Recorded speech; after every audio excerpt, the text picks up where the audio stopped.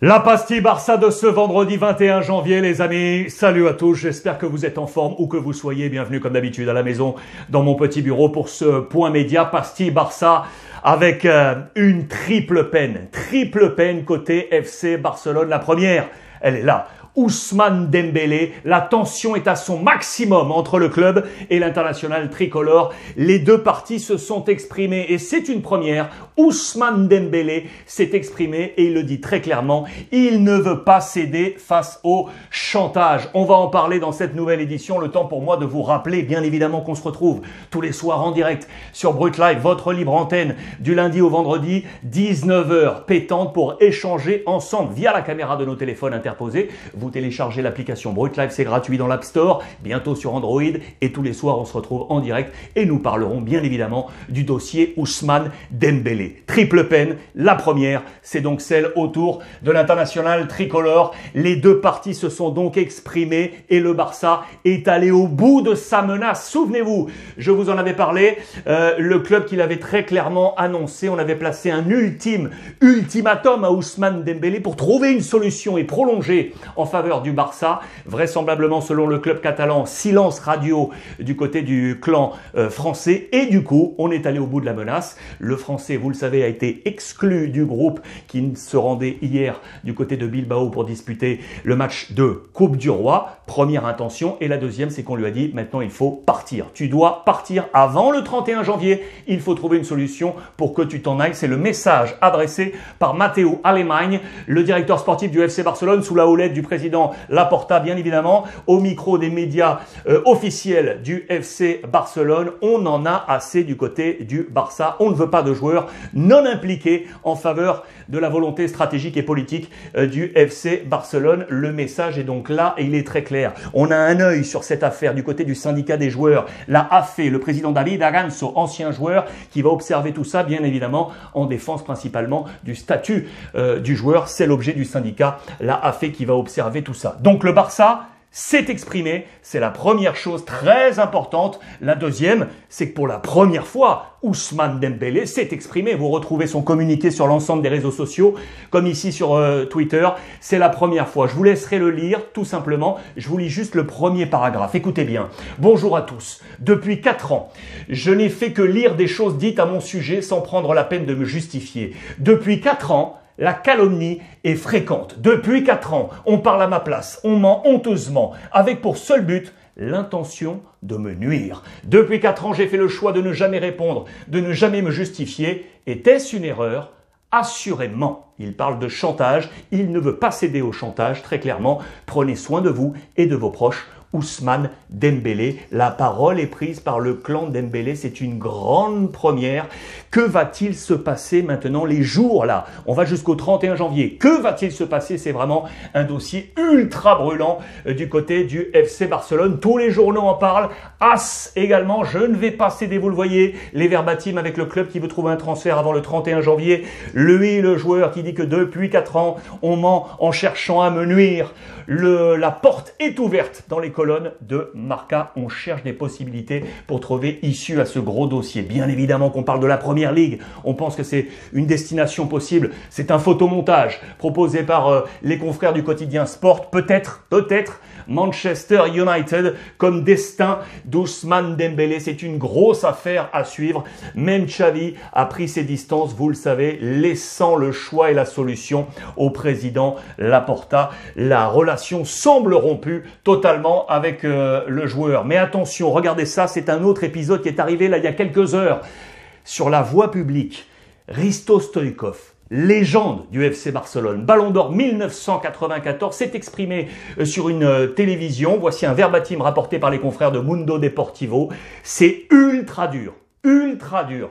Tu n'as jamais compris ce qu'était le Barça. Si tu ne veux pas être ici à Barcelone, au moins ne salis pas l'écusson du FC Barcelone. Merci à toi d'avoir usurpé les gens, faisant croire que tu savais jouer au football.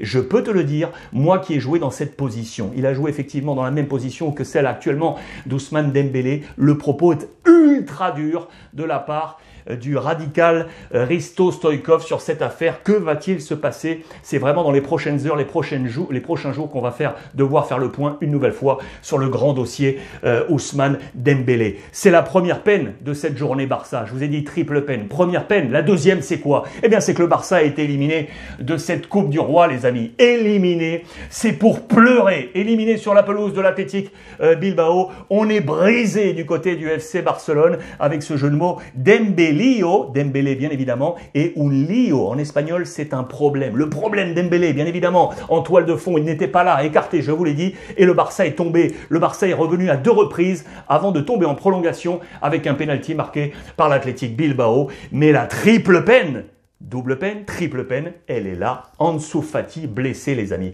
Ansu Fati blessé. Lui, je vous l'avais dit, on n'était pas sûr. Et finalement, le Barça est tombé. Le roi abdique. Le roi parce qu'on était détenteur, tenant du titre du côté du FC Barcelone, vous le savez. Eh bien, le roi a dû abdiquer. Le Barça était revenu à 2 reprises, je vous l'ai dit. Mais Muniain et les siens, un très bon Muniain du côté de l'Athletic Bilbao, eh bien, se sont qualifiés aux dépens des Catalans. La formation de Bilbao a eu une meilleure lecture du match. Marcelino, le coach, qu'il faut souligner également, gros talent de la formation Athletic Bilbao. La meilleure lecture pour faire de San Mamés un enfer pour le FC Barcelone. Vous l'aurez compris. Ce sont des jours très très durs. Des jours très très durs qu'on est en train de passer en une semaine. En une semaine, l'élimination de la Supercoupe d'Espagne, vous le savez, c'était en demi-finale. Et puis voilà, quelques jours plus tard, on tombe de la coupe. Imaginez bien ce qui est en train de se passer. On va faire le bilan dans quelques temps. Pour Xavi, ça devient ultra difficile. Si on entre un peu plus dans ce match pour comprendre ce qui s'est passé, Abdé, intéressant pour lui parce que comme Dembélé n'était pas là, c'est lui qui a pris la place là sur le flanc. Il a travaillé, c'est vrai, mais il n'a pas pu réellement peser sur le jeu. Peut-être par manque de contrôle côté FC Barcelone. Les notes sont là. Il y a du plus, il y a du moins. Il y a pas mal de 4 moyennes basses avec Alves, Araujo, Jordi Alba, Busquets, le petit Gavi et Xavi qui a pris un 4. Les meilleures notes, elles sont pour Pedri avec un 7 et puis également, et c'est à souligner, Ferran Torres qui était là, titulaire, qui a pris un bon 6. Il est en train de monter en puissance. Ferran Torres, l'ancien de Manchester City, il a marqué dans ce match. C'est très intéressant pour lui. Il a été interrogé, bien évidemment, au terme de ce match. On veut être dans l'optimisme. On a des joueurs pour réussir à faire quelque chose. Notamment parmi eux, c'est cette jeunesse, bien évidemment. Ça, c'est une information intéressante. Regardez, Nico González, le jeune milieu de terrain, hérite d'une licence équipe 1. Vous savez comment ça se passe en Espagne. On peut faire monter des joueurs de l'équipe B, sauf que sur le 11 titulaire, on a un quota minima à mettre de joueurs de l'équipe B. Et des fois, Xavi s'est retrouvé en difficulté à vouloir mettre beaucoup de jeunes avec des blessés, cause Covid et autres. Et bien, il a voulu mettre un paquet de jeunes, sauf qu'il y a une limite. Et du coup, heureusement, Nico maintenant prend la licence d'équipe 1. On va pouvoir l'utiliser comme on le souhaite du côté de Xavi. Il hérite au passage du numéro 14, laissé vacant par Coutinho, vous le savez, qui a filé du côté de la Première Ligue. Du coup, conclusion pour le FC Barcelone, soirée noire, le problème Dembélé, la nouvelle blessure d'Ansu Fati dans ce match et l'élimination de la Coupe, éliminé de la Ligue des Champions, éliminé de la Supercoupe d'Espagne, éliminé de la Coupe à 17 points du leader en Liga. Il ne reste plus que l'Europa League face au Napoli. Les jours prochains seront bien compliqués pour le FC Barcelone, les amis. Voilà pour ce point Barça. À suivre, le Real Madrid. En attendant, n'oubliez pas, je vous embrasse et profitez des vôtres.